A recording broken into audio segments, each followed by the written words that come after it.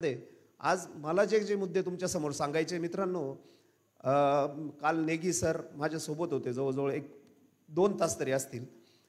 तुम्हाला माहिती आहे ॲमेकस ही त्यांची हवामान अंदाज देणारी एक कंपनी आहे. त्याच्यानंतर आज ते जाधव पण होते. तर मित्रांनो, एक गोष्ट पक्की करून टाका, आज क्लायमेट चेंज आपल्या पाजवीला पुजलं. इथून पुढे क्लायमेट चेंजचे जे काही अडचणी आहे, अवकाळी पाऊस असतील, थंडी जास्त असेल, वगैरे वगैरे वगैरे, हे सगळं द्राक्ष बागायतदारांच्या मुळावर पक्का असणार आहे. आणि त्याच्यासाठी प्रिपरेशन काय करायचं आहे याच्यावरती मात्र आता आपल्याला काम करणं गरजेचं आहे. कारण ह्या वर्षी त्यांनी जे प्रिडिक्शन दिलं, हे माझे शब्द नाही. ऑक्टोबरमध्ये सुद्धा थोडाफार पाऊस, पण त्यांचं सगळ्यात महत्त्वाचं होतं की जानेवारीच्या 1st किंवा 2nd वीकमध्ये पाऊस येण्याची शक्यता आहे यावर्षी. आणि त्याच्यामुळं तिथं काळजी आपल्याला अगोदरच घ्यायची आहे. काही प्लॅस्टिकच्या तयारी आपण नक्कीच करायला सुरुवात केली पाहिजे. 1 लाईन 2 लाईन कुठंतरी ती व्यवस्था केली पाहिजे. त्याच्यानंतर नोव्हेंबरच्या मध्यात सुद्धा एक पावसाचा एक वातावरण येतं आहे असं त्यांचं म्हणणं आहे. तर हे चालूच जर राहणार असेल आणि कुठेतरी आपल्याला जर आपलं सगळंच आभाळाच्या खाली उघडं असेल, तर मला वाटतं ते आता इथून पुढे फारसं चालणार नाही. आणि त्याचे जे खर्च आहे ते इतके प्रचंड आहे की त्याच्यातनं परत परत तुम्ही किती वेळा बाहेर येऊ शकता किंवा मी किती वेळा बाहेर येऊ शकतो. तर हे कुठेतरी आता त्याला शाश्वत रूप देऊन मला आवाक्यात राहील एवढीच द्राक्ष शेती मी करावी का, असा माझ्यासमोर सध्या प्रश्न उभा आहे. आम्ही तर खूप वाढवून ठेवलंय, तो भाग वेगळा. परंतु आणि ज्याला शक्य होत असेल त्यांनी नक्की वाढवावं, त्याच्याबद्दल दुमत नाही. पण मात्र हे सगळं करत असताना आता मी तुमच्या समोर जे मुद्दे ठेवणार आहे, हे सगळे आपण करतोय का याची थोडीशी काळजी आणि विचार तुम्ही आज करावा, असा माझा या ठिकाणी आजचा मानस आहे. तर त्याच्यामुळे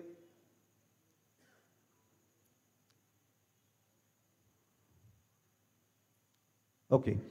तर मित्रांनो, थोडीशी ग्रेप वाईन हिस्ट्री जी आहे, म्हणजे द्राक्षाचा जो उगम आहे किंवा ज्याची लिखित स्वरूपाची माहिती आहे, ती साधारणतः 3,500 वर्षापूर्वीची. किती? 3,500 वर्षापूर्वीची लिखित माहिती आहे द्राक्षाची. विचार करा मित्रांनो, 3,500 वर्षापूर्वी जी गोष्ट आपल्याला माहिती झाली आहे, ती डेव्हलप होत होत होत असं काही नाही की आपल्याला सगळं माहिती झालं. मित्रांनो, रॉड्रिगो आम्हाला नेहमी एक गोष्ट सांगत असतो की मानवी जीवनामध्ये मानवानं जे काही संशोधन केलं असेल, कदाचित आजपर्यंत झालेलं संशोधन हे फक्त 1% असेल. आणि मग आपण कुठेतरी विचार करतो, यार मी मागच्या वर्षी केलं, मी तसं फॉलो करील, ह्या वर्षी तसाच सीझन जाईल. तर हे कुठेतरी योग्य नाहीये. दरवर्षी संशोधनामध्ये बदल होत राहणार आहे आणि आपल्याला ते कुठेतरी, म्हणजे मी तुम्हाला सांगतो, खड्डे खणून पाणी देणाऱ्यांची संख्या किती आहे? हात वर करा. जे लोक खड्डे करून पाणी देतात त्यांची संख्या किती आहे? 1 2 3 4 5 6 7 8 9. बाकीचे सुपर ह्युमन आहे काय? सुपर कम्प्युटर आहे तुम्ही? ज्यांच्याकडे सेन्सर आहे अशा लोकांनी हात वर करा. 1 2 3 4 5, फार झालं तर 15-20. म्हणजे सेन्सर पण नाही, आम्ही चेक पण करत नाही, आणि त्याच्यानंतर म्हणायचं का बा आम्ही प्रगतिशील शेतकरी आहे. हे सांगण्याचा उद्देश असा का हे काम चालू झालं एक्झॅक्टली 10 वर्षापूर्वी, आणि काम चालू झालं पिंपळगावला. आणि पिंपळगाव ते समजा हा फाटा जो आहे खानगाव फाटा, याचं अंतर लय झालं तर 20 किलोमीटर. तर एखादी गोष्ट इन्व्हेंट झाली आणि तिथून इथं 20च किलोमीटर यायला 10 वर्ष लागले. मला माहित नाही अजून किती दिवसांनी तुम्ही चालू करणार आहे. मित्रांनो, लिहून घ्या, विदाऊट खड्डा तुम्ही इरिगेशन करू शकत नाही. मगच आमचे मित्र विजूभाऊंनी सांगितलं का बाबा शेती इतकीशी अवघड नाही आहे. मला थोडासा प्रश्नचिन्ह आहे त्याच्या पुढे. निश्चितच अवघड नसेल, पण कुणासाठी? ज्याला विषय माहिती आहे. मी व्यक्तिशः असा माणूस आहे का बाबा मला शास्त्र सोडून काही बोलायला आवडत नाही.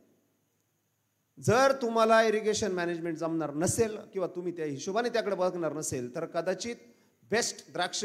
आणि मी तुम्हाला एक गोष्ट मागच्या वेळेस कदाचित बोललो असेल की माहीत नाही, येणाऱ्या काळामध्ये अगदी बोटावर मोजणे इतक्या लोकांच्या हातात इंडस्ट्री जाणार आहे. मित्रांनो, लिहून घ्या, बोटावर मोजणार, म्हणजे 2-5 हजार लोक फक्त. आणि आपण सगळे त्याच्यातनं आउट होणार आहे. हे मी तुम्हाला लिटरली सांगतोय. हे मला पडलेलं स्वप्न धरा तुम्ही, आणि मी असं म्हणेल ते खोटं झालं पाहिजे, पण मला वाटत नाही ते खोटं होईल. आणि फार कमी लोकांच्या हातामध्ये इंडस्ट्री जाणार आहे. आणि त्याच्यासाठी काय करावं लागेल, तर तुम्हाला आत्ता जागं व्हावं लागेल. आणि तुम्ही स्वतःमध्ये बदल केले नाही आणि तुमच्यामध्ये इम्प्रूव्हमेंट करून घेतली नाही टेक्निकली, मला नाही वाटत तुम्ही सर्व्हाइव्ह करू शकाल.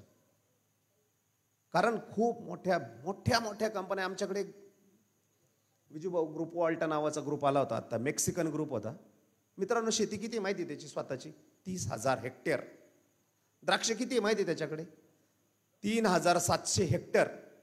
त्याच्यातले 50% द्राक्ष अंडर क्रॉप कव्हर आहे, प्लॅस्टिक खाली. त्याच्याकडे टोमॅटो आणि काकडी किती माहिती आहे? 2,500 हेक्टर टोमॅटो काकडी फक्त. आणि भाजीपाला आणि इतर नट्स जे आहेत ते त्याच्याकडे 2,000 हेक्टर. असं 8,000 हेक्टरची ग्रोईंग त्याच्याकडे फील्ड आहे आता स्वतःची. 8,000 हेक्टर कशाला म्हणतात?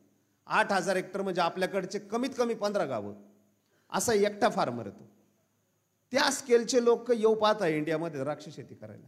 आणि ते बघायला आले होते की तुम्ही नक्की कसं करताय काम, इथं काय पोटेन्शियल आहे.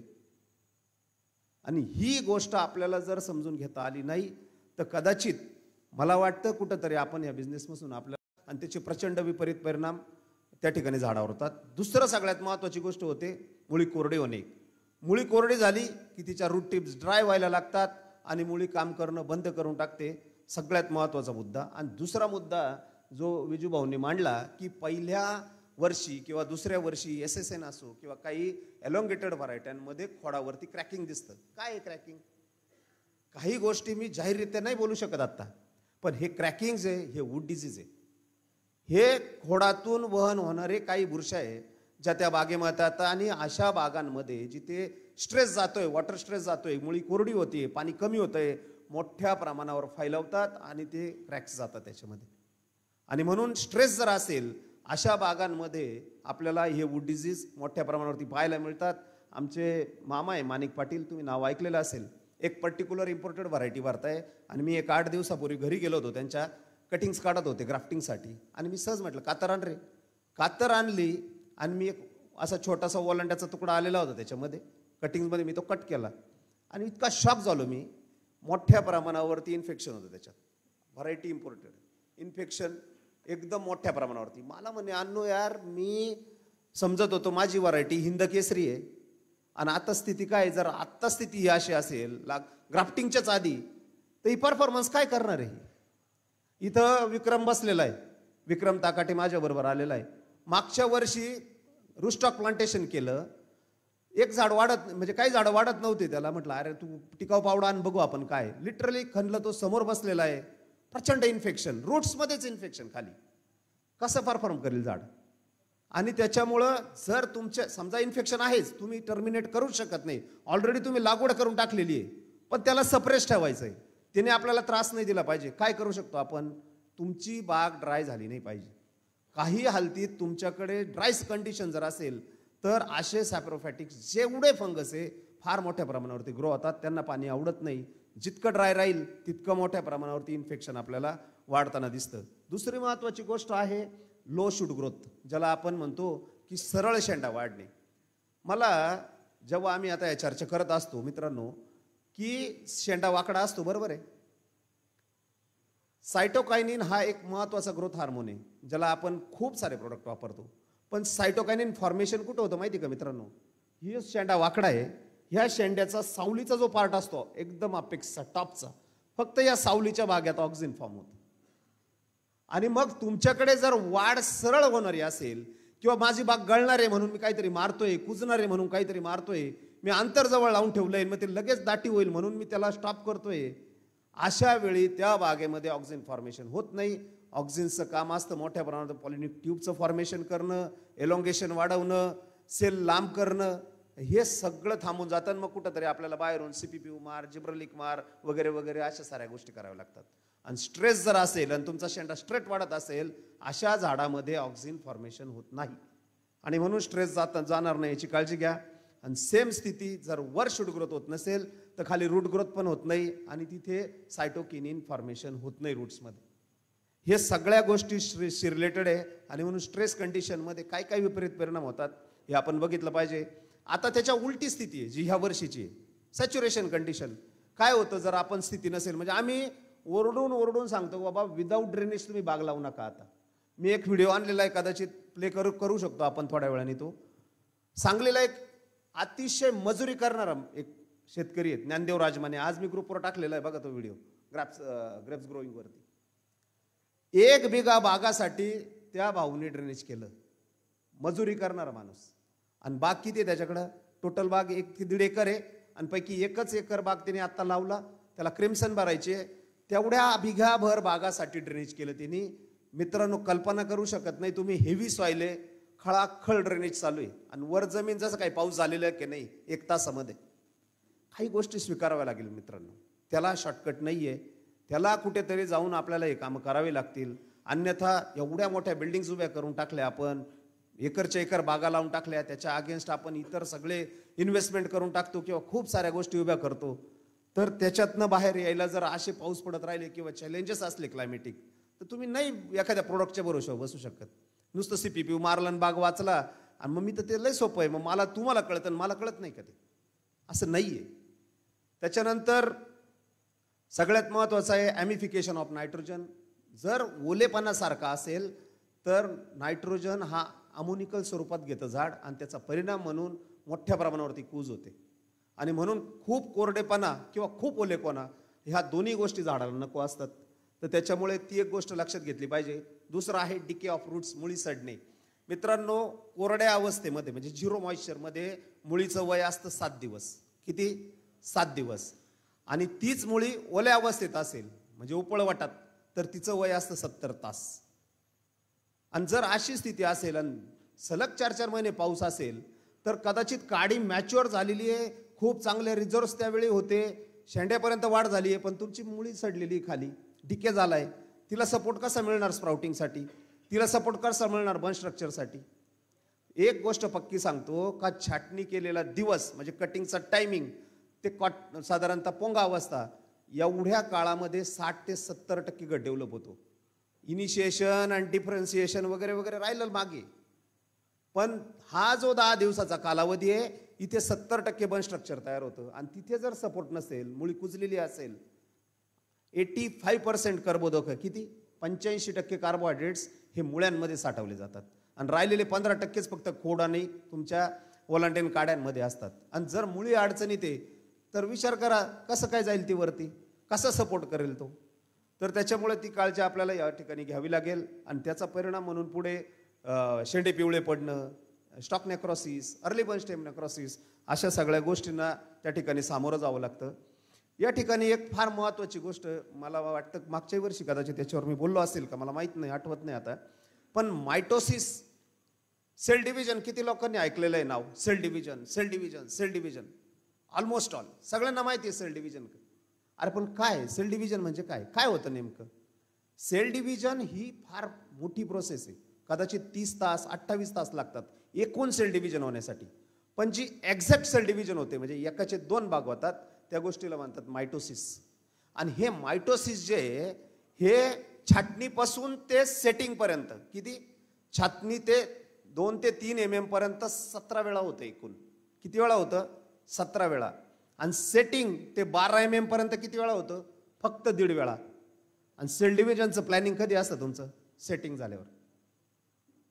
सेटिंग झाल्यानंतर तुम्ही विचार करता आता मी सेल डिव्हिजनवरती काम करू, पण प्रत्यक्षात तुम्ही 17 टाइम होणारं सेल डिव्हिजन हातातून घालवलेलं असतं आणि 1.5 टाइम तुमच्यामध्ये असतो की तिथं तुम्ही सेल डिव्हिजन अचीव करू शकतात. आणि मग तिथं मी CPPU मारतो, जिब्रलिक मारतो, XYZ अनेक प्रोडक्ट मारतो, पण प्रत्यक्षात टायमिंग निघून गेलेलं आहे आपलं. आणि म्हणून ह्या वर्षीपासून सेल डिव्हिजनचं काम जे आहे ते कॉटन बड स्टेजपासून करायचं आहे आपल्याला. फुटवा झाल्यापासून सेल डिव्हिजनवरती लक्ष द्यायचं. आणि ज्या 17 टाइम्सला आपण मिस केलेलं आहे आत्तापर्यंत, आपण ती टाइम ट्रॅप करून, आणि सगळ्यात महत्त्वाचा विषय जो आहे तो आपल्याला शूट ग्रोथ करून घेणे, प्रॉपर साईज त्याची मिळवणे, लिप साईज त्याची मिळवणे, या सगळ्या गोष्टींवरती काम करायला जर आपल्याला लागलं तर इतर प्रोडक्ट जे की तुम्हाला इतकं ग्रॅम जिब्रलिक, इतकं CPPU, इतकं PPM हे, इतकं PPM ते, याच्यावरती फारशी चर्चा आपल्याला करायची गरज पडणार नाही. आता काही महत्त्वाच्या मुद्द्यांवरती एक बेसिक चर्चा करायची आहे. मी एक पुस्तक वाचलं होतं मागे, ज्याला सेपियन नाव पुस्तक आहे आणि नोवल हरारी त्याचा लेखक आहे. मित्रांनो, काय म्हणणं आहे त्याचं? प्रचंड मोठा रिसर्चर आहे तो जगातला. त्याचं म्हणणं आहे की agriculture revolution is biggest fault in human history. जी काय शेतीची क्रांती झाली ती जगातला सगळ्यात मोठा धोका आहे, असं त्याचं म्हणणं आहे. धोका म्हणजे फसवणूक. मित्रांनो, सगळ्यात आधी मनुष्य काय शिकला असेल 12,000 वर्षापूर्वी? तर तो शेती करायला शिकला. त्याच्या अगोदर दुसरा कुठलाच उद्योग शिकला नाही. आणि त्याची अपेक्षा होती की यार मी तर आता हे सगळं एका ठिकाणी आणलं, मी गहू करतोय, मी हे करतोय ते करतोय, आणि मी तर सगळ्यात सुखी आहे. आता बाकीचे तर जंगलात जात्या रोज, ते काहीतरी मारून आणत्या, कुठंतरी कंदमळून शोधून आणत्या, आता तर मी सगळ्यात सुखी आहे असं त्याला वाटलं. प्रत्यक्षात जेव्हा सरप्लस प्रोडक्शन करायला लागला तो, तेव्हा असं लक्षात आलं यार माझ्याकडे गहू तर जास्त झाले, याचं मी काय करू.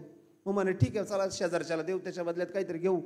म्हणून मग आता तो हे ते ते ते द्यायला लागला. आणि त्याच्यानंतर त्याच्या असं लक्षात आलं की यार मी लोकांसाठी काम करतोय. आता मी जे सुख होतं, मी जे माझ्यासाठी केलं होतं ते आता राहिलं नाही. पण ही शेती करून म्हणजे लिटरली त्यांनी खूप भारी डिस्क्राईब केलंय. त्यांनी सांगितलंय का मणक्याचा आकार बिघडला सेपियन्सचा. शेती करण्याच्या नादात सेपियन्सचा मणक्याचा आकार बिघडला. इतक्या पद्धतीनं तो गुलाम होऊन गेला त्यामध्ये. तर माझं तेच म्हणणं आहे की हा जो शाप आहे ना, किंवा ही जो धोका आहे ना, याच्यातून बाहेर यायचं असेल तर आपल्याला कुठंतरी शहाणं व्हावं लागेल. आणि ते जर आपण शहाणं नाही झालो तर मग त्या धोक्यामध्ये किंवा त्या फसवणुकीत आपण आयुष्यभर राहणार आहे. मग आपण याला दोष दे, त्याला दोष दे, त्याला दोष दे, बाबा तू लय जोरात, तू लय बरं, तू एसीत राहून असं करतो, रेसीत राहून तसं करतो, वगैरे वगैरे वगैरे. तर ही गोष्ट कुठेतरी आपल्याला ध्यानात घ्यावी लागेल. आणि म्हणून मी मग म्हटल्याप्रमाणे की don't try to be a super human किंवा सुपरमॅन होण्याच्या फंदात पडू नका की तुम्हाला चेक करायचंच माहीत नाही. कशाच्या आधारावर ठरवतं. म्हणजे मला ताण लागली का मी बागाला पाणी देतो, अशी स्थिती झाली. लय ऊन लागू राहिलं बा, आणि मला तुला ऊन लागत त्याला लागत का नाही, तू कधी चेक करशील बाबा. तुला ऊन लागलं म्हणून तू मोटर चालू केली असं झालं ना त्याचा अर्थ. मला थंडी वाजली म्हणून मी मोटर बंद केली, पाऊस पडला म्हणून मी मोटर बंद केली. ही स्थिती कुठं तरी बदलण्याची गरज आहे. आणि हे खूप वेळा सांगून झालं. म्हणून आपण एखादं सुपरमॅन असल्यासारखं जे बिहेवियर आहे ते आपण कुठंतरी सोडलं पाहिजे. आणि मग त्याच्यासाठी मी काय करू शकतो, तर सगळ्यात महत्त्वाचा मुद्दा आहे की आपण त्या मानसिकतेतनं बाहेर येऊन आणि समजा काय काय केलं पाहिजे. तर सगळ्यात महत्त्वाचं सॉईल सॅम्पल केलं पाहिजे. फार कमी लोक सॉईल सॅम्पलिंग करतात. बरं करतही असतील तर त्यांना माहीत नाही ते वाचून करायचं काय. तर त्याच्यामधनं आपण काय करू शकतो की आपण जे खतं देतोय ते खरंच किती फायदेशीर झाले हे शोधण्याचं काम आपण त्यातनं करू शकतो. सॉईलची फर्टिलिटी इम्प्रूव्ह करू शकतो किंवा इव्हॅल्युएट करू शकतो, शोधू शकतो. त्याच्यानंतर फर्टिलायझर किती द्यायचे त्याचं कॅल्क्युलेशन करू शकतो. त्याच्यानंतर कसला कसला असमतोल झाला आहे तो आपण त्यातनं शोधू शकतो. आणि सगळ्यात महत्त्वाचा मुद्दा इथे किती लोक आहेत त्यांनी हात वर करायचा की मी माझी सॉइल टाईप बघितली आधी आणि मग ड्रिप इन्स्टॉल केलं. किती लोक आहे हात वर करा. 1 2 3 फार तर. माझ्या मित्रांनी 4चे 4 टाकले म्हणून मी 4चे 4 ड्रिपर टाकले. माझ्या मित्रांनी 8चे 2 टाकले म्हणून मी टाकले. असं नाहीये मित्रांनो. त्याच्या मागे फार मोठं शास्त्र आहे जे की फार अवघड नाही. अक्षरशः 2-2.5 हजाराच्या टेस्टिंगमध्ये आपण ते ठरवू शकतो. योग्य माणसाच्या सानिध्यात जाऊन जर तुम्ही त्याचा विचार केला, अभ्यास केला, तर निश्चितच तुम्ही फार मोठे होणारे नुकसान टाळू शकता त्याच्यामधने. तर फायनलाइज इरिगेशन सिस्टीम हा सगळ्यात महत्त्वाचा त्याच्यामध्ये फायदा आहे. त्याच्यानंतर टेक्स्चरचा सगळ्यात महत्त्वाचा मुद्दा. किती लोकांना वॉटर होल्डिंग कॅपॅसिटी माहिती आहे आपली? हात वर करा.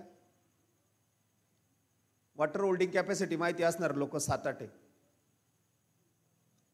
एकही व्यक्तीला सॉइल लेअर्स माहित नाही बघ काय लेवरची पॅची माझी जमीन आहे.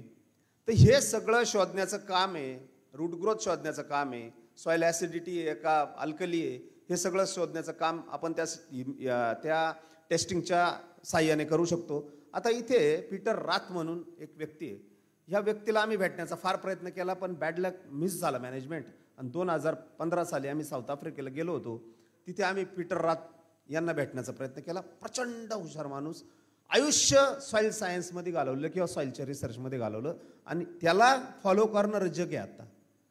पीटर राथचे रिसर्च सगळे जगभर वापरले जातात न्यूट्रिशन मॅनेजमेंटच्या बाबतीत. तर त्यांनी सांगितलं का जितका काय 12 मी हेक्टरमध्ये होतं त्याचं कन्व्हर्जन केलं साधारणतः 3.9 किलो प्रति टन प्युअर नायट्रोजन लागतो. किती? 3.9. आपण किती टाकतोय त्याच्यात? मातीत किती आहे, पाण्यात किती आहे, कधी चेक केलं का आपण? नाही. त्याच्यानंतर 0.7 kg 700 ग्रॅम फक्त फॉस्फरस लागतो एका टनाला. मग तुम्ही 10 टन काढत असाल तर किती लागेल? फार झालं तर 7 किलो प्युअर फॉस्फरस. साधारणतः 3 ते 4 किलो प्रति टन पोटॅश लागतो. तुम्ही किती टाकताय? ह्या सगळ्या गोष्टी ऑन रेकॉर्ड आहे. आणि हे सगळं शोधण्याचं काम इथून पुढच्या काळात आपल्याला करायचं आहे. त्याच्यानंतर बंचेसमध्ये, पानामध्ये, शूट्समध्ये परमनंट स्ट्रक्चर जे आहे म्हणजे खोड, ओलांडे वगैरे याच्यामध्ये किती नत्राचं वापर केला जातो त्या ऑर्गन्सच्या द्वारे या ठिकाणी त्याचा सुद्धा आपण लेखाजोगा या ठिकाणी घेऊ शकतो. आणि सीझनल अपटेक जो आहे तो किती किती पर्सेंटेजमध्ये होतो. आणि सगळ्यात महत्त्वाचा मुद्दा जो आहे ते जे प्रायमरी न्यूट्रिएंट आहे त्याच्याच संबंधी आहे आणि त्याच्यावरती खास करून लक्ष दिलं पाहिजे. याच्यामध्ये मी पुढे जाऊन एक मुद्दा ॲड करतो जो की आपल्याला ध्यानात घेतला पाहिजे. आता न्यूट्रिएंट अपटेक जो आहे, आपण बघा अनेक लोक नायट्रोजन ॲप्लिकेशन हे देऊन टाकतात रापदिशी छाटणीच्या आधीच. साधारणतः छाटणी ते एक 20 सेंटीमीटरपर्यंत किंवा 10 सेंटीमीटरपर्यंत कुठलेही न्यूट्रिएंट झाड घेत नाही, ऑलमोस्ट घेत नाही, कारण पाणीच घेत नाही. त्यावेळेस वॉटर लॉसेसच नसतात. मग जर तिथे काहीच घेत नाही तर मग आपण कशाच्या आधारावर टाकतोय ते. तर बर्ड ब्रेक ते फ्रूट सेट फक्त 25% नायट्रोजन, साधारणतः 48% पोटॅशियमचा वापर झाड करतं. त्याच्यापेक्षा इतर जे काही न्यूट्रिएंट आहे फार छोट्या प्रमाणावरती घेतं झाड. त्याच्यानंतर फ्रूट सेट ते हार्वेस्ट साधारणतः NPK सगळ्यांचाच वापर करतं, तो साधारणतः 40% असतो. त्याच्यानंतर 55% मॅग्नेशियम हा बोथ सीझन म्हणजे ऑक्टोबर आणि खरड दोन्ही वेळेस मिळून फ्रूट हार्वेस्ट. आता मी तुम्हाला एक फार महत्त्वाचा मुद्दा सांगतो जी की मी स्लाईडमध्ये बनवून आणला आहे. अर्जिनाईन टेस्ट नावाची एक टेस्ट येते, चला ते तिथं आल्यावरच त्याच्यावरती बोलू. आणि त्याच्यानंतर पोस्ट हार्वेस्ट. आता इथे बघा 34% नायट्रोजन हा पोस्ट हार्वेस्टला खर्च केला जातो झाडाकडून किंवा वापरला जातो. आता पोस्ट हार्वेस्ट म्हणजे जनरली माल काढणी झाली असा विचार आपण करतो. भारत हा असा एकमेव देश आहे ज्याच्यामध्ये पेरूमधला प्युरा नावाचा एक प्रदेश जर सोडला तर भारत हा एकमेव विषुववृत्तीय प्रदेशात शेती करणारा देश आहे. बाकी सगळे एक तर साऊथला करतील किंवा नॉर्थला करतील. त्याच्यामुळं त्यांचा सीझन आणि आपला सीझन याच्यामध्ये मोठ्या प्रमाणावरती फरक असतो. त्याच्यात सगळ्यात महत्त्वाचा मुद्दा आहे की ऑक्टोबर छाटणीनंतर आपल्याकडं जसं फळ दिसतं तसं एप्रिलला दिसतं का? नाही. पण म्हणून फळ नसतं का? तर 100% फळ असतं, पण ते काडीमध्ये वाढ होत असते आणि त्याच्या सगळ्यांच्या अवस्था ज्या आहे त्या काडीमध्येच होत असतात. म्हणजे तिथेच घड तयार होतो, तिथेच तो फुलात येतो आणि तिथेच तो हार्वेस्ट होतो. आता समजा थॉम्सन धरली 140 दिवसाची व्हरायटी. याचा अर्थ तुम्ही जर बाग 1 एप्रिलला छाटली तर एप्रिल, मे, जून, जुलै नंतर तिथे पोस्ट हार्वेस्ट चालू झाला असा त्याचा अर्थ होतो. आणि माझ्या हिशोबाने आम्ही फक्त काही लोक असू का जे जुलै नंतर ऑगस्टमध्ये सर्वाधिक जास्त नत्राचा वापर करतात. कॅल्शियम नायट्रेटचा आमचा वापर काही बागांना 60 किलो 70 किलोपर्यंत आहे जुलैमध्ये, ऑगस्टमध्ये. आणि तो पोस्ट हार्वेस्ट ट्रॅप करण्याचं काम आपल्याला केलं पाहिजे. बागेमध्ये सर्वाधिक जास्त मुळ्यांची संख्या कधी वाढते तर ती पोस्ट हार्वेस्टला वाढते आणि म्हणून तिथे तुम्हाला सर्वाधिक जास्त ॲब्झॉर्प्शन मिळू शकतं.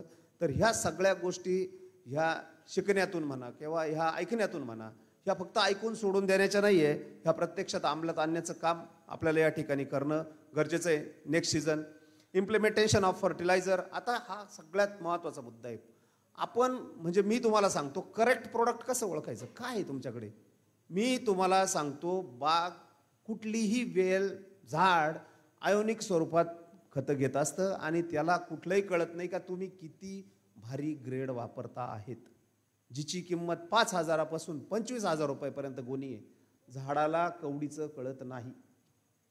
जितके सोलो फर्टिलायझर तुम्ही वापराल, जितके इंडिव्हिज्युअल फर्टिलायझर वापराल तितकं न्यूट्रिशन मॅनेजमेंट बेस्ट असतं. हे ध्यानात घ्या. म्हणजे कॅल्शियम नायट्रेट किंवा अमोनिया, युरिया सेपरेटली किंवा मॅग्नेशियम नायट्रेट किंवा फॉस्फरिक ॲसिड वगैरे वगैरे. मी फार नावं नाही घेत, पण तुम्हाला तो विषय कळाला असेल की मला काय म्हणायचं आहे. खूप असं गच्च काहीतरी दिलं आणि त्याचं सोल्युशन झालं आणि मग त्याचे म्हणजे मी ह्या टिपिकल स्टेज ट्रॅप केली आणि तिथं ही ग्रेड टाकली, दुसरी ट्रॅप केली तिथं हे ग्रेड टाकली, तिसरी ट्रॅप केली तिथं हे ग्रेड टाकली आणि मग माझं सगळं एकदम बॅलन्समध्ये झालं. मी एका कंपनीवाल्याला विचारलं, बाबा काय रे असं आहे? नाही म्हणे सर हे बॅलन्स आहे. म्हटलं मित्रा, खत हे झाडात बॅलन्स करायचं असतं, गोणीत नाही. तू गोणीत कसं काय बॅलन्स करून आणलं? ही साधा सवाल कधी आपण विचारला का त्याला? तू बॅलन्स गोणीत कसं काय केलं? ॲक्च्युली झाडात व्हायला पाहिजे ना बॅलन्स, तू गोणीत कसं काय करून आणलं बॅलन्स? तर इतका साधा तो विषय. आणि हे कधी होऊ शकतं तर मी त्याला ॲग्रिकल्चर इलिटरसी म्हणतो. आपली तुम्हाला लिटरेट व्हावं लागेल. या गोष्टी थोड्या थोड्या का होईना समजून आणि तुम्हाला त्या हिशोबाने ते प्रश्न विचारले पाहिजे. दुसरा महत्त्वाचा मुद्दा व्हरायटी SSN, व्हरायटी थॉम्सन. कोणाची ग्रोथ जास्त आहे? SSNची. मग क्लासिफिकेशन विगरवर व्हायला पाहिजे न्यूट्रिएंट्सचं, की माझ्याकडे व्हरायटी कोणती आहे किंवा माझ्याकडे 4 व्हरायटी आहे, तर मी खतांच्या ॲप्लिकेशन ती विगर पाहून ठरवलं पाहिजे की बाबा मी हिला इतके खतं देऊ, हिची विगर कमी येते, हिला इतके दे. माझ्याकडे मामा जंबो आहे तर माझे फार छोटे डोस असायला पाहिजे आणि तरंतर ते बॅलन्स होणार आहे. नाही तर एकीला विगर खूप आहे तिला सेम डोस, एकीला विगर एकदम कमी तिलाही छोटा डोस किंवा तिलाही सेमच डोस. तर त्याचा वापर या ठिकाणी केला लक्षात घेतला पाहिजे. दुसरा आहे रेग्युलर पीटीओल ॲनालिसिस, ज्याच्यामध्ये आपण आता लीफ ॲनालिसिस पण करायला सुरुवात झाली आहे, पण ते ठीक आहे आपण बघूया.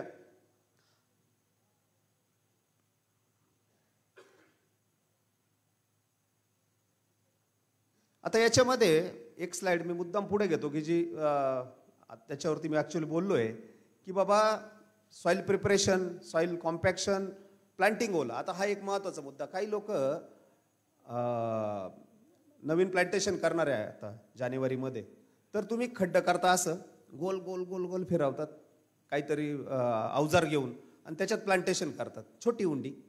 याच्यामध्ये 2 गोष्टी होतात. एक तर एअर पॉकेट राहून जातं, हुंडी आणि तुमची जमीन याच्यामध्ये एअर पॉकेट राहतं आणि तो जो गॅप आहे तो अगदी 2 mm चा जरी असेल तरी रूट आतमध्ये जाऊ शकत नाही. 2 mm चा लय मोठा तर वात वेगळी.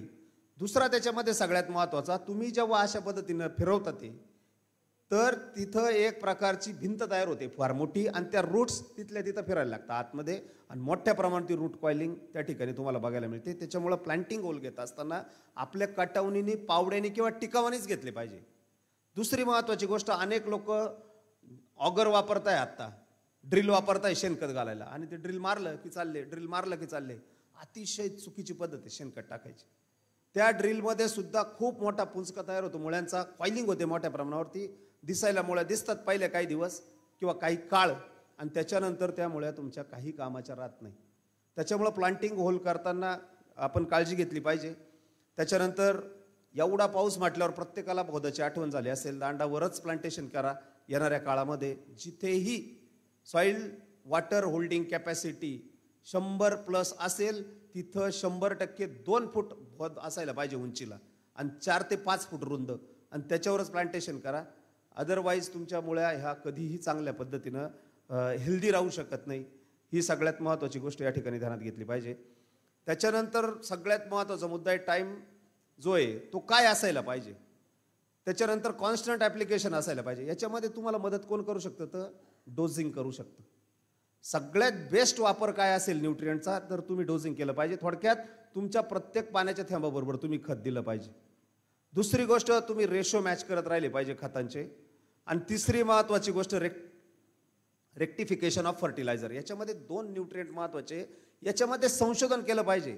मी मग बोललो की तुम्ही ग्रेड वापरू नका सरसगट, कधीही फायदा देणार नाही. त्या पी आणि के हे 2 म्हणजे फॉस्फरस पोटॅशियम या 2 अशा गोष्टी आहे का ज्याची किती गरज आहे ती ओळखून जर तुम्ही टाकलं तरच त्याचा फायदा होईल. ओव्हर सप्लाय झाला 100% लॉस करणार ते. इतर न्यूट्रिएंटला बॅरियर मोठ्या प्रमाणावरती उभं करणार आणि तुम्हाला आहे त्या न्यूट्रिएंटचा सुद्धा लॉस होणार. म्हणून संशोधन करा, शोध घ्या त्याचा की मला खरंच पोटॅश आणि फॉस्फरस द्यायचा आहे का किंवा त्याची किती गरज आहे. म्हणून मी आधी तुम्हाला सांगितलं किती लागतंय. आणि त्याच्यानंतर misuse of granular fertiliser, DAP असो किंवा इतर जे फर्टिलायझर आहे, जे वरखतं आपण टाकतोय ते खऱ्या अर्थाने प्रॉपर मिक्स होत आहे का, त्याचा यूज होतोय का, की ते फक्त तुमची क्षारता वाढवण्याचे काम करताय, फक्त EC वाढवता येते जमिनीचा.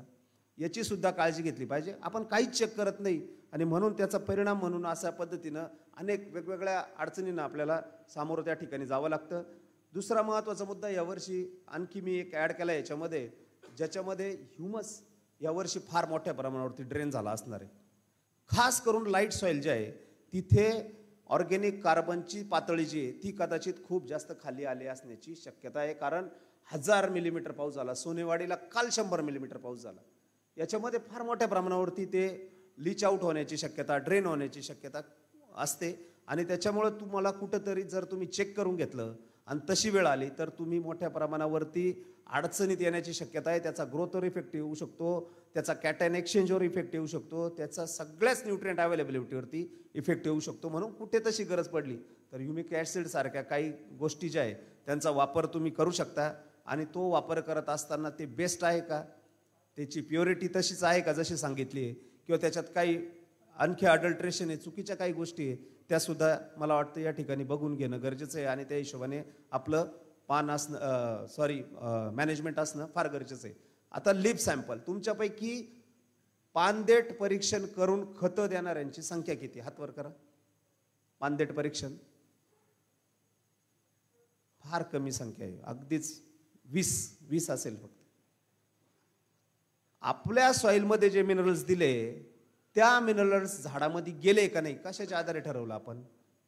तर जे काय आपण मिनरल्स देतोय, थोडक्यात खतं देतोय, ते नक्की झाडाने घेतले का हे बघण्याचं एक उत्तम साधन आहे तुमचा पिट्यूल अनालिसिस. त्याच्यानंतर फर्टिगेशन प्रोग्राम दिलाय तुम्ही काहीतरी XYZ, मी मला एवढे डोस कॅल्शियम नायट्रेटचे द्यायचे, एवढे फॉस्फरसचे द्यायचे, एवढे फेरसचे द्यायचे. हे प्रोग्राम मी जे ठरवलंय ते ऍक्च्युली मी ठरवलंय तसं काम करताय का, कशाच्या आधारे ठरवलं आपण? तर तिथे आपल्याला मदत करू शकतो पिट्यूल टेस्टिंग आणि लिफ टेस्टिंग. आणि दुसरं, टॉक्सिसिटी आणि डिफिशियन्सीज आयडेंटिफाय जर करायच्या असतील तर त्या सगळ्यात महत्त्वाच्या आहे. आणि आता ह्या स्लाइडचा तुम्ही फोटो काढून घ्या, ही तुमच्या सगळ्यांसाठी महत्त्वाची आहे. स्टेजेस ऑफ लिप सॅम्पलिंग काय असावे? सगळ्यात पहिली स्टेज 20 सेंटीमीटर शूट लेंथ, दुसरं फ्लावरिंग आणि तिसरं पाणी उतरण्याची अवस्था. ह्या 3 अवस्थांमध्ये आपल्याला 100% पानदेट परीक्षण करायलाच पाहिजे. तिथं कुठेही कंटाळा करू नका. पान घ्यायचं का देठ घ्यायचं हा एक भाग असू शकतो, पण दोन्हींचे स्टँडर्ड वेगवेगळे. जर बोरॉन टेस्ट करायचं असेल तर तिथं मेजॉरिटी पानाचा वापर केला जातो. आपल्याकडे आता खूप साऱ्या लॅब्स अवेलेबल आहे. थोडेफार 19-20 असेल, 10-15% डिफरन्स असेल तर शिवाय देऊ नका त्यांना. 15% डिफरन्स हा जगभर मान्य केला जातो 2 लॅबमधला. जर सेम सॅम्पल दिला तुम्ही तर त्या 15% डिफरन्स असेल तर तिथे चिंता करण्याचं कारण नाही. त्यांना स्वतःला थोडंसं आपल्या विश्वासात घेऊन सांगा का बाबा आम्ही पैसे देतोय पण त्याचं चीज झालं पाहिजे, आणि त्याच्यामुळे तू जे काय वापरतोय त्याच्यासाठी औषधं जे केमिकल्स वापरते ते स्टँडर्ड क्वालिटीचे वापर, आणि त्याच्यातनं मग रिझल्ट्स पण तुम्हाला तितके स्टँडर्ड त्या ठिकाणी मिळतील. सगळ्यात महत्त्वाचं, दिवसातला जो हॉटेस्ट टाईम आहे, गरम काळ आहे, साधारणतः 11 ते 4, त्या काळात पिट्यूल टेस्टिंगसाठी पिट्यूल घ्यायचे नाही. त्याच्यानंतर काही लोक गाडीत घेऊन टाकी देते, म्हणजे गाड्यानं आणून दिलं किंवा घरच्या कोणीतरी आणून दिलं, भाऊ कुठंतरी गारक्याला जातो, त्या दिवशी ते देणंच होत नाही, ते गाडीत मागं किंवा पुढं कुठंतरी पडलेलं असतं, प्लॅस्टिकमध्ये सडून जातं सॅम्पल. आणि मग त्याच्यानंतर ते लॅबमध्ये दुसऱ्या दिवशी जातात आणि मग तिथं तुम्हाला ॲक्युरेट रिझल्ट्स येत नाही. काळजी घ्या, प्रत्येक काम करत असताना काळजी घ्या. त्याच्यानंतर दुसरी गोष्ट होती, अरे मी विसरलो, मग घरी गेलो, फ्रीजमध्ये ठेवा. बरेच लोक फ्रीजरमध्ये ठेवून देतात वरती, अजून भारी राहावे. फ्रीजरमध्ये गेलं तुम्ही व्हॅल्यू परफेक्ट त्याच्या येत नाही, त्याच्यामुळे फ्रीजरमध्ये ठेवायचं नाही. तुम्ही तुमच्या योग्य वातावरणात, म्हणजे घरगुती वातावरणात, ज्याला रूम टेम्परेचर म्हणतो, तिथेच ठेवा. त्याला तिथे आणखी काही वेगळं वातावरण देण्याची काही आवश्यकता नाही. आणि मग दुसऱ्या दिवशी तुम्ही तो सॅम्पल परत टेस्टिंगला जा.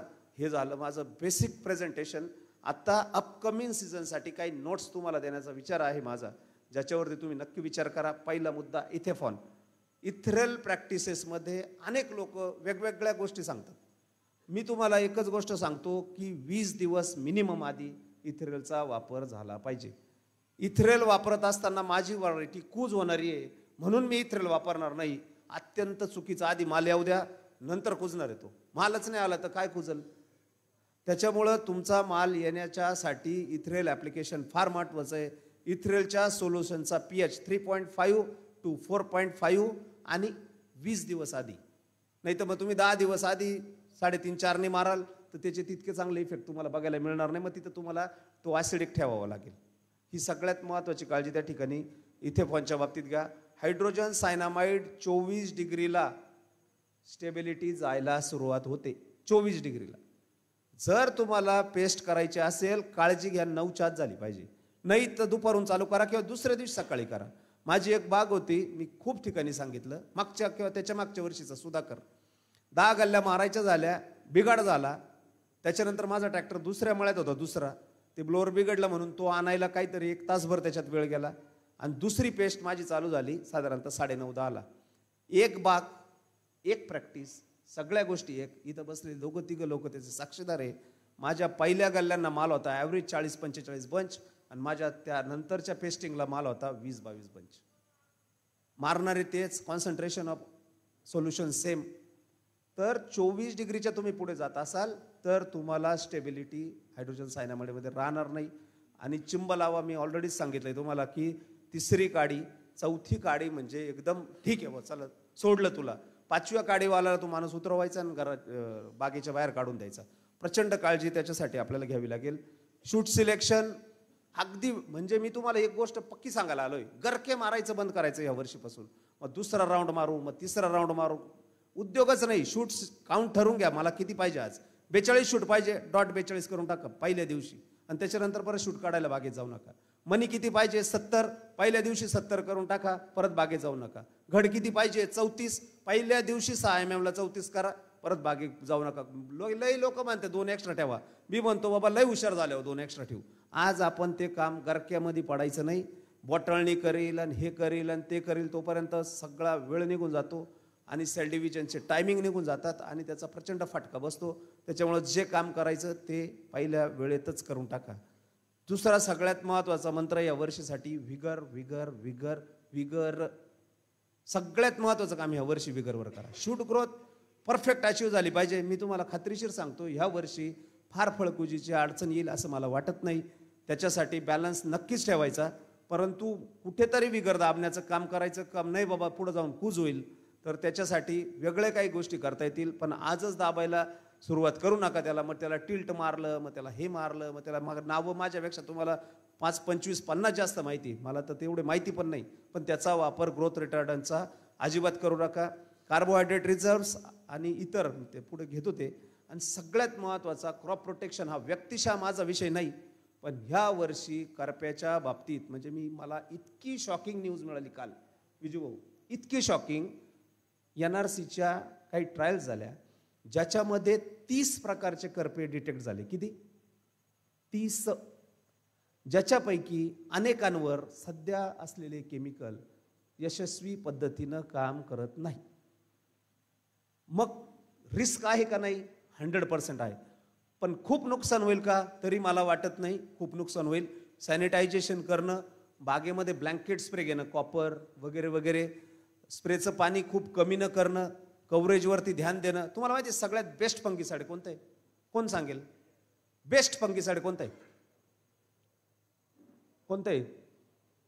सगळ्यात बेस्ट फंगीसाइड आहे सनलाईट आणि व्हेंटिलेशन. सगळ्यात बेस्ट फंगीसाइड. त्याच्या इतकं बेस्ट फंगीसाइड नाही. व्हेंटिलेशन ठेवा, सनलाईट पेनिट्रेशन एक पर्टिक्युलर म्हणजे 1.5, 2 याच्यापेक्षा जास्त लीफ इंडेक्स जाऊ देऊ नका. वेळोवेळी पानं काढून सारखं करा. स्प्रे प्रॉपर आतमध्ये जातील याची काळजी घ्या. आणि करप्यासाठी छाटणीच्या आधीपासून तयारी करा. आणि तिथे कॉपर असेल किंवा इतर काही प्रॉडक्ट्स तुम्हाला माहिती असतील तर त्याचा निश्चितच वापर आधीपासून जास्त ठेवा. म्हणजे मग नंतर तुम्हाला, कारण स्पोरुलेशन होणार आहे, मोठ्या प्रमाणावरती स्पोर लोड आहे आणि त्याच्यामुळे ती काळजी आपल्याला करप्याच्या बाबतीत यावर्षी घ्यावी लागेल. बऱ्याच बागा अशा होत्या का तिथे काहीच अडचण नाही दुसरी आणि गळवून गेली. नंतर असं लक्षात आलं की ती करप्याने झाली होती. प्रत्यक्षात न्यूट्रिशनल इम्बॅलन्सचा तिथे विषय नव्हता. तर ह्या सगळ्या गोष्टींचा विचार आपल्याला या ठिकाणी करावा लागेल. ही माझी क्रिम्सनचा प्लॉट आहे.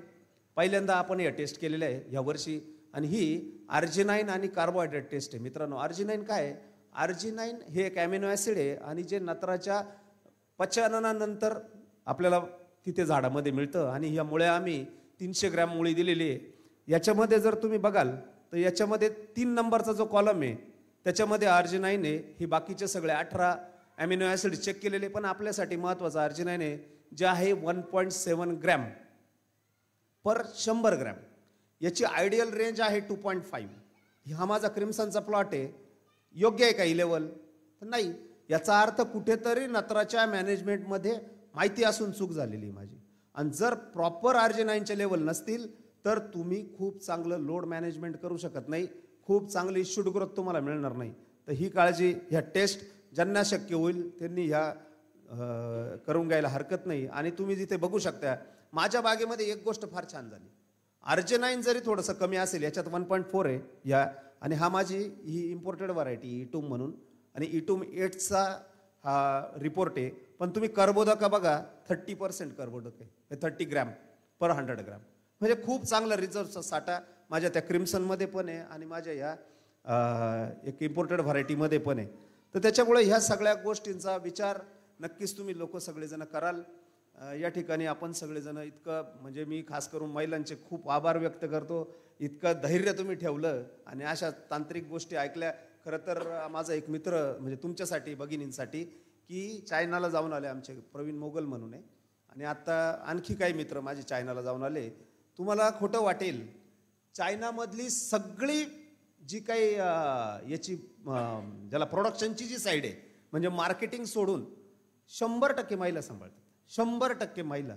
आणि त्याच्यामुळं तुम्ही इतक्या मोठ्या संख्येने या ठिकाणी उपस्थित आहात आणि ईशानचं खरं तर कौतुक आहे किंवा मला फार कौतुक वाटतं या कार्यक्रमाचं, कारण इतक्या साऱ्या महिला इतर कुठल्याही द्राक्षाच्या कार्यक्रमाला किंवा चर्चासत्राला कधीच नसतात. तर त्याच्यामुळं आपण महिला सगळे बंधू आपण सगळे या ठिकाणी आलात आणि मला ऐकून घेतलं. मला वाटतं कदाचित एखाद दोन मुद्दा जरी तुमच्या कामाचा ठरला तर निश्चितच आपल्याला एका पॉझिटिव्ह दिशेने द्राक्षामध्ये जाता येईल. तर बापू असतील, शरद भाऊ असतील, या सगळ्यांचे मी खूप आभार व्यक्त करतो आणि थांबतो. धन्यवाद. Hello hello